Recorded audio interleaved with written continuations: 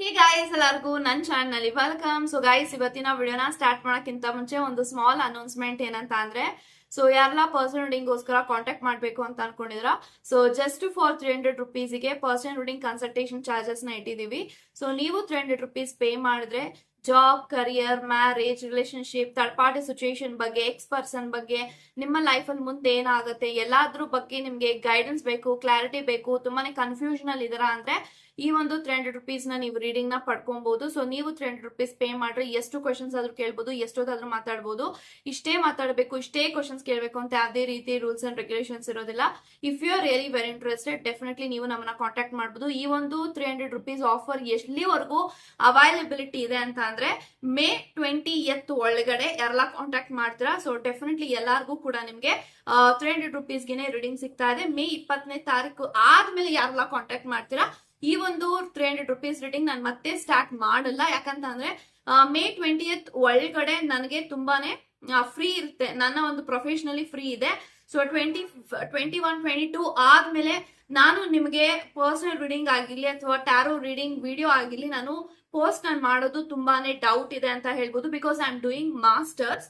So ಹಾಗಾಗಿ I can't really give you the assurity. So ಈ ಒಂದು ಮೇ 20th ಒಳಗಡೆ ಯಾರೆಲ್ಲ ಕಾಂಟ್ಯಾಕ್ಟ್ ಮಾಡ್ತೀರಾ, ಸೊ ₹300 ರೀಡಿಂಗ್ ನಿಮ್ಗೆ ಅವೈಲಬಿಲಿಟಿ ಇರುತ್ತೆ. ಸೊ ನೀವ್ ಎಷ್ಟು ಕ್ವಶನ್ಸ್ ಆದ್ರೂ ಕೇಳ್ಬೋದು, ಎಷ್ಟೊತ್ತಾದ್ರೂ ಮಾತಾಡ್ಬೋದು, ಅಂಡ್ ನಿಮ್ಮೆಲ್ಲಾ ಡೌಟ್ಸ್ ಕೂಡ ಕ್ಲಿಯರ್ ಮಾಡ್ತೀನಿ ಅಂತ ಹೇಳ್ತಾ, ಸೊ ಇವತ್ತು ವಿಡಿಯೋನ ಯಾರಿಗೆ ರೆಸೊನೇಟ್ ಆಗುತ್ತೆ ಅಂದ್ರೆ, ಸೊ ಯಾರೆಲ್ಲ 2-sided ಲವರ್ಸ್ ಇದ್ರ, ರಿಲೇಶನ್ಶಿಪ್ ಅಲ್ಲಿ ಇದ್ರ, ಆಲ್ರೆಡಿ ಈ ಒಂದು ವ್ಯಕ್ತಿ ನಿಮ್ಮ ಜೊತೆಗಿದ್ದಾರೆ, ಕನೆಕ್ಷನ್ ಅಲ್ಲಿ ಇದ್ದಾರೆ ಅಂತ ಅಂದ್ರೆ this video is for you ಅಂತ ನಾನು ಹೇಳ್ತೀನಿ. ಸೊ ಗೈಸ್, ಈ ಒಂದು ವಿಡಿಯೋ ಸ್ಪೆಷಲಿ ತುಂಬಾ ಜನ ರಿಕ್ವೆಸ್ಟ್ ಮಾಡಿದ್ರಿ, ಮ್ಯಾಮ್ ನಾವು ಯಾರ ಜೊತೆ ಇದೀವಿ, ಆ ಒಂದು ವ್ಯಕ್ತಿ ನಮ್ಮ ಸೋಲ್ಮೇಟಾ, ಟ್ವಿನ್ ಫ್ಲೇಮಾ, ಅಥವಾ ಈ ಒಂದು ವ್ಯಕ್ತಿ ಜೊತೆಗೆ ಯಾವ ರೀತಿಯ ಸಂಬಂಧ ಇದೆ, ಇವರು ನಮ್ಮ ಪಾಸ್ಟ್ ಲೈಫ್ ಲವರ್, ಇದೆಲ್ಲ ನಮ್ಗೆ ತಿಳಿಸ್ಕೊಡಿ ಅಂತ ತುಂಬಾ ಜನ ಕೇಳಿದ್ರಿ. ಸೊ ನಿಮ್ಮೆಲ್ಲರಿಗೂ ಈ ಒಂದು ವಿಡಿಯೋನ ಡೆಡಿಕೇಟ್ ಮಾಡ್ತಾ ಇವಾಗ ವಿಡಿಯೋನ ಸ್ಟಾರ್ಟ್ ಮಾಡೋಣ. ಓಕೆ ಗೈಸ್, ಇವಾಗ ನೋಡೋಣ ನಿಮ್ಮ ವ್ಯಕ್ತಿಯ ಜೊತೆಗೆ ಯಾವ ರೀತಿಯ ಸಂಬಂಧ ಇದೆ. ಆ ಒಂದು ವ್ಯಕ್ತಿ ನಿಮ್ಮ ಟ್ವಿನ್ ಫ್ಲೇಮಾ, ಸೋಲ್ಮೇಟಾ, ಕಾರ್ಮಿಕ, ಅಥವಾ ಆ ಒಂದು ವ್ಯಕ್ತಿಯ ಜೊತೆಗೆ ಪಾಸ್ಟ್ ಲೈಫ್ ಕನೆಕ್ಷನ್ ಇದೆಯಾ, ಯಾವ ರೀತಿಯ ಸಂಬಂಧ ಇದೆ ಈ ಒಂದು ವ್ಯಕ್ತಿಯ ಜೊತೆಗೆ ಅನ್ನೋದನ್ನ ತಿಳ್ಕೊಳ್ಳೋಣ. Let's begin.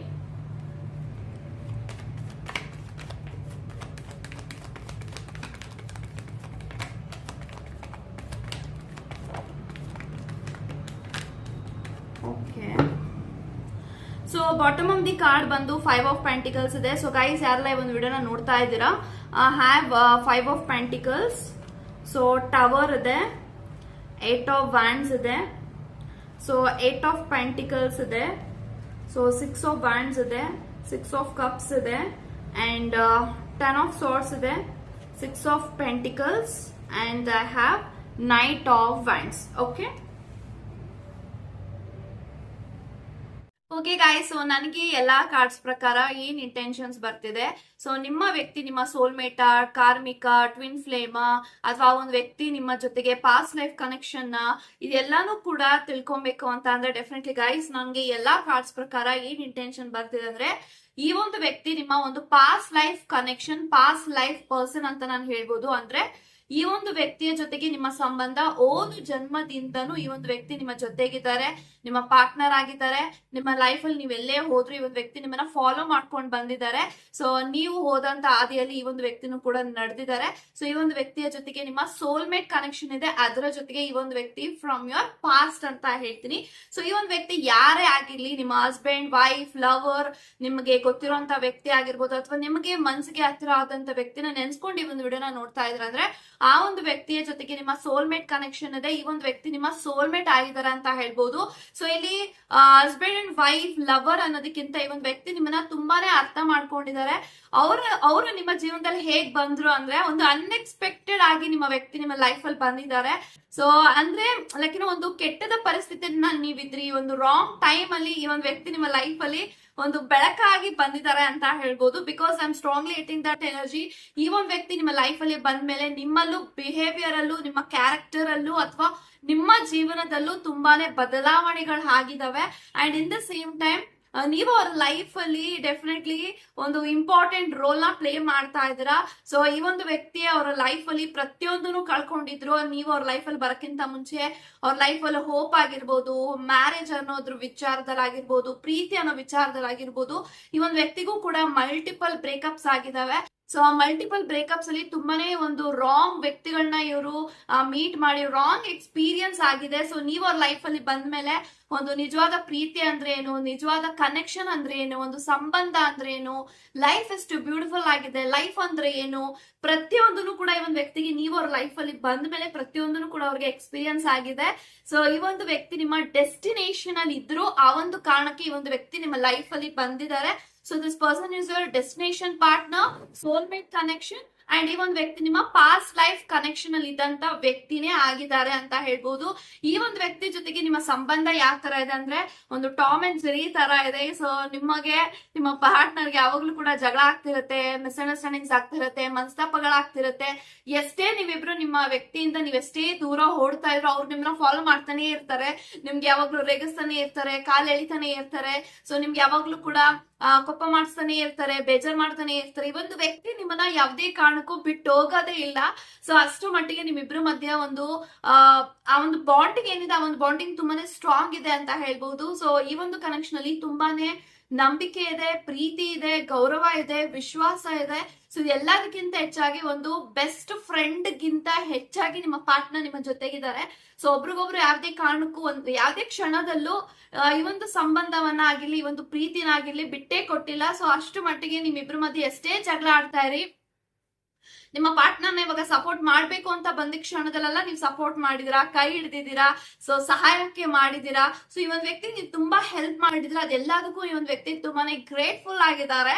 ಸೊ ಅವರ ಲೈಫ್ ಅಲ್ಲಿ ನೀವೊಂದು ಬೆಳಕಾಗಿ ಬಂದಿದ್ದೀರಾ. ಇನ್ ದ ಸೇಮ್ ಟೈಮ್ ಅವರ ಲೈಫ್ ಅಲ್ಲಿ ಪ್ರತಿಯೊಂದನ್ನು ಕೂಡ ಬದಲಾಗಿದೆ. ನಿಮ್ಮ ಲೈಫ್ ಅಲ್ಲೂ ಕೂಡ ಅವ್ರು ಬಂದಾಗ ಪ್ರತಿಯೊಂದರಲ್ಲೂ ಬದಲಾಗಿದೆ. ನೀವು ಕೂಡ ತುಂಬಾನೇ ಬದಲಾಗಿದ್ದೀರಾ. ಸೊ ನೀವು ತುಂಬಾನೇ ಮೊದಲಿನ ತರ ಟಾಮ್ ಬಾಯ್ ತರ ಇರ್ಲಿಲ್ಲ. ಯಾವಾಗ್ಲೂ ಕೂಡ ನಾನು ಯಾವ್ದೇ ಕಾರಣಕ್ಕೂ ಯಾರಿಗೂ ಎದುರ್ಕೊಳ್ಳಲ್ಲ, ಡೋಂಟ್ ಕೇರ್ ಅನ್ನೋ ರೀತಿನಲ್ಲಿ ನಿಮ್ಮ ಒಂದು ಆಟಿಟ್ಯೂಡ್ ಇತ್ತು. ಬಟ್ ಇವರು ನಿಮ್ಮ ಲೈಫ್ ಅಲ್ಲಿ ಬಂದ ಮೇಲೆ ನೀವು ಪ್ರತಿಯೊಂದನ್ನು ನೋಡ್ತಾ ಇದ್ದೀರಾ, ಎಮೋಷನಲ್ ಆಗಿದ್ದೀರಾ, ಪೇಶನ್ಸ್ ಇಂದ ಇದ್ದೀರಾ. ಸೊ ತಾಳ್ಮೆಯಿಂದ ಈ ಒಂದು ವ್ಯಕ್ತಿನ ಈ ಒಂದು ವ್ಯಕ್ತಿ ಹೇಳೋದನ್ನೆಲ್ಲ ಕೇಳಿಸ್ಕೊಂಡು ನೀವು ತುಂಬಾನೇ ಬದಲಾವಣೆ ಮಾಡ್ಕೊಂಡಿದ್ದೀರಾ ಅಂತ ಹೇಳ್ಬೋದು. ಸೊ ಮೊದಲೆಲ್ಲ ನಿಮ್ಗೆ ತಾಳ್ಮೆ ಅನ್ನೋದಿರ್ಲಿಲ್ಲ, ಪೇಶನ್ಸ್ ಅನ್ನೋದೇ ಇರ್ಲಿಲ್ಲ. ಸೊ ಈ ಒಂದು ವ್ಯಕ್ತಿನ ನೋಡಿ ನೋಡಿ ಪೇಶನ್ಸ್ ನ ಕಲ್ತಿದ್ದೀರಾ, ತಾಳ್ಮೆಯಿಂದ ಇರೋದನ್ನ ಕಲ್ತಿದ್ದೀರಾ. ಅಂಡ್ ಏನಾದ್ರೂ ಜಗಳ ಆಡ್ತಾ ಇದ್ರೆ ತುಂಬಾ ಬೇಗ ನೀವು ರಿಯಾಕ್ಟ್ ಮಾಡ್ತಾ ಇದ್ರಿ. ಬಟ್ ಈ ಒಂದು ವ್ಯಕ್ತಿ ನಿಮ್ಗೆ ಬಂದ ಮೇಲೆ ಸೊ ನೀವು ಯಾವ್ದಕ್ಕೆ ರಿಯಾಕ್ಟ್ ಮಾಡ್ಬೇಕು, ಯಾವ್ದಕ್ಕೆ ರಿಯಾಕ್ಟ್ ಮಾಡಬಾರ್ದು, ಅದರ ಪ್ರತಿಯೊಂದಕ್ಕೂ ರಿಯಾಕ್ಟ್ ಮಾಡ್ಲೇಬೇಕು ಅನ್ನೋದು ಏನು ಕೂಡ ನಿಮಗೆ ಮೊದ್ಲು ಇರ್ಲಿಲ್ಲ. ಬಟ್ ಇವಾಗ ಎಲ್ಲಾನು ಕೂಡ ತಿಳ್ಕೊಂಡಿದ್ದೀರಾ. ಸೊ ಇದನ್ನೆಲ್ಲ ನೋಡಿದಾಗ ನಿಮ್ಮಲ್ಲೂ ಬದಲಾವಣೆಗಳಾಗಿದೆ. ಈ ಒಂದು ವ್ಯಕ್ತಿ ನಿಮ್ಮ ಜೊತೆನೂ ಅವರ ಲೈಫ್ ಅಲ್ಲೂ ಬದಲಾವಣೆಗಳು ಆಗಿದೆ. ಸೊ ಈಕ್ವಲ್ ಆಗಿ ಹೇಳ್ಬೇಕು ಅಂದ್ರೆ you are really made for each other ಅಂತ ಹೇಳ್ತೀನಿ.